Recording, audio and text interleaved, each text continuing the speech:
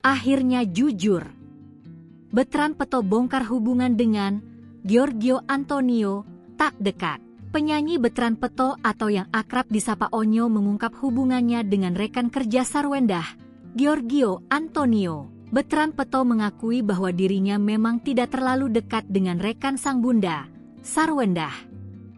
Hal ini dikarenakan terbatasnya waktu untuk bisa saling berbincang. Aku kan memang jarang ngobrol sama Uncle Gio. Setiap aku datang ke rumah, Uncle dan bunda sedang sibuk kerja.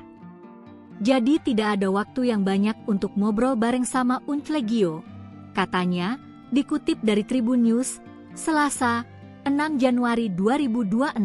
Sebelumnya warganet beranggapan Onyo disebut lebih berpihak ke Ruben Onsu daripada Sarwendah.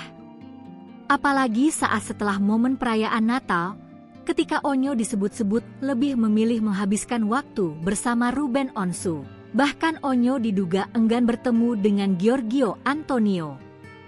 Terkait ini, Onyo membantah dan ia mengaku tetap menemui Sarwendah di hari perayaan Natal akhir tahun lalu.